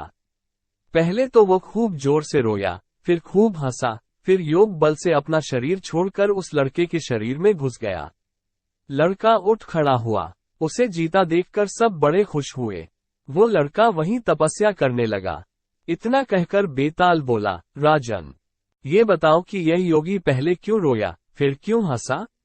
राजा ने कहा, इसमें क्या बात है? वो रोया इसलिए कि जिस शरीर को उसके माँ बाप ने पाला पोसा और जिससे उसने बहुत सी शिक्षाएं प्राप्त की, उसे छोड़ रहा था। हंसा इसलिए कि वो नए शरीर में प्रवेश करके और अधिक सिद्धियां प्राप्त कर सकेगा। राजा का ये जवाब सुनकर बेताल फिर पेड़ पर जा लटका। राजा जाकर उसे लाया तो रास्ते में बेताल ने कहा, हे राजन, मुझे इस बात की बड़ी खुशी है कि बिना जरा सा भी हैरान हुए तुम मेरे सवालों का जवाब देते रहे हो और बार बार आने जाने की परेशानी उठाते रहे हो। आज मैं तुमसे एक बहुत भारी सवाल करूंगा, सोचकर उत्तर देना। इसके बाद बेताल ने ये कहानी सुनाई। कहानी 24। किसी नगर में मांडलिक नाम का राजा राज करता था। उसकी पत्नी का नाम चंद्रवती था। वो मालव देश के राजा की लड़की थी। उसके लावण्यवती नाम की एक कन्या थी। जब वो विवाह के योग्य हुई तो राजा के भाई बंधुओं ने उसका राज्य छीन लिया और उसे देश निकाला दे दिया। राजा रानी और कन्या को साथ लेकर मालव देश को चल दिया। रात को वे एक वन में ठहरे। पहले दिन चलकर भीलों की नगरी में पहुंचे। राजा ने रानी और बेटी से कहा कि तुम लोग वन में छिप जाओ, नहीं तो भील तुम्हें परेशान करेंगे। वे दोनों वन में चली गईं। इसके बाद भीलों ने राजा पर हमला किया। राजा ने मुकाबला किया, पर अंत में वह मारा गया। भील चले गए। उसके जाने पर रानी और बेटी जंगल से निकलकर आई और राजा को मरा देखकर बड़ी दुखी हुई। वे दोनों शोक करते हुए एक तालाब के किनारे पहुंची। उसी समय वहां चंद सिंह नाम का साहूकार अपने लड़के के साथ घोड़े पर चढ़कर शिकार खेलने के लिए उधर आया। दो स्त्रियों के पैरों के निशान देखकर साहूकार अपने बेटे से बोला, अगर ये स्त्रियां मिल जाएं तो जिससे चाहो विवाह कर लेना। लड़के ने कहा, छोटे पैर वाली छोटी उम्र की होगी, उससे मैं विवाह कर लूंगा। आप बड़ी से कर लें। साहूकार विवाह नहीं करना चाहता था, पर बेटे के बहुत कहने पर राजी हो गया। थोड़ा आगे बढ़ते ही उन्हें दोनों स्त्रियां दिखाई दी। साहूकार ने पूछा, तुम कौन हो? रानी ने सारा हाल कह सुनाया। साहूकार उन्हें अपने घर ले गया। संयोग से रानी के पैर छोटे थे, पुत्री के पैर बड़े, इसलिए साहूकार ने पुत्री से विवाह किया। लड़के की रानी से हुई और इस तरह पुत्री सास बनी और माँ बेटे की बहू। उन दोनों के आगे चलकर कई संतानें हुई। इतना कहकर बेताल बोला, राजन, बताइए, माँ बेटी के जो बच्चे हुए उनका आपस में क्या रिश्ता हुआ? ये सवाल सुनकर राजा बड़े चक्कर में पड़ा। उसने बहुत सोचा पर जवाब न सूझ पड़ा, इसलिए वो चुपचाप चलता रहा। बेताल ये देखकर बोला, राजन, कोई बात नहीं है, मैं तुम्हारे धीरज और पराक्रम से खुश हूँ। मैं अब इस मुर्दे से निकला जाता हूँ। तुम इसे योगी के पास ले जाओ। जब वो तुम्हें इस मुर्दे को सिर झुकाकर प्रणाम करने को कहे तो तुम कह देना कि पहले आप करके दिखाओ। जब वो सिर झुकाकर बताए तो तुम उसका सिर काट लेना। उसका बलिदान करके तुम सारी पृथ्वी के राजा बन जाओगे। सिर नहीं काटा तो वो तुम्हारी बलि देकर सिद्धि प्राप्त करेगा। इतना कहकर बेताल चला गया और राजा मुर्दे को लेकर योगी के पास आया। कहानी 25। योगी राजा को और मुर्दे को देखकर बहुत प्रसन्न हुआ। बोला, हे राजन, तुमने ये कठिन काम करके मेरे साथ बड़ा उपकार किया है। तुम सचमुच सारे राजाओं में श्रेष्ठ हो। इतना कहकर उसने मुर्दे को उसके कंधे से उतार लिया और उसे स्नान कराकर फूलों की मालाओं से सजाकर रख दिया। फिर मंत्र बल से बेताल का आवाहन करके उसकी पूजा की। पूजा के बाद उसने राजा से कहा, हे राजन, तुम शीश झुकाकर इसे प्रणाम करो। राजा को बेताल की बात याद आ गई। उसने कहा, मैं राजा हूँ, मैंने कभी किसी को सिर नहीं झुकाया। आप पहले सिर झुकाकर बता दीजिए। योगी ने जैसे ही सिर झुकाया, राजा ने तलवार से उसका सिर काट दिया। बेताल बड़ा खुश हुआ। बोला, राजन, ये योगी विद्याधरों का स्वामी बनना चाहता था। अब तुम बनोगे। मैंने तुम्हें बहुत हैरान किया है। तुम जो चाहो सो मांग लो। राजा ने कहा, अगर आप मुझसे खुश हैं तो मेरी प्रार्थना है कि आपने जो 24 कहानियां सुनाई, वे और 25वीं ये सारे संसार में प्रसिद्ध हो जाएं और लोग इन्हें आदर से पढ़ें। बेताल ने कहा, ऐसा ही होगा। ये कथाएं बेताल 25 के नाम से मशहूर होंगी और जो इन्हें पढ़ेंगे उनके पाप दूर हो जाएंगे। ये कहकर बेताल चला गया। उसके जाने के बाद शिवजी ने प्रकट होकर कहा, राजन, तुमने अच्छा किया जो इस दुष्ट साधु को मार डाला। अब तुम जल्दी ही 7 द्वीपों और पाताल सहित सारी पृथ्वी पर राज्य स्थापित करोगे। इसके बाद शिवजी अंतर्धान हो गए। काम पूरे करके राजा शमशान से नगर में आ गया। कुछ ही दिनों में वो सारी पृथ्वी का राजा बन गया और बहुत समय तक आनंद से राज्य करते हुए अंत में भगवान में समा गया। बेताल 25 में बस इतना ही। दी एंड। इसी के साथ बेताल 25 यहाँ समाप्त होती है। आशा है कि आपको मजा आया होगा। अन्य ऑडियो बुक्स और स्टोरीज को सुनने के लिए जस्ट स्टोरीज से जुड़े रहे।